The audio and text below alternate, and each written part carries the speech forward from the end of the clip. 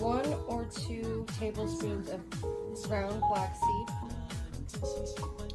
1 or 2 tablespoons of chia seeds, 1, 2, or 3, depending on if you want to stay full longer on your oats. And this is the tea that Eli prefers, or the hibiscus and strawberry tea. Put 5 to 6 tags in it.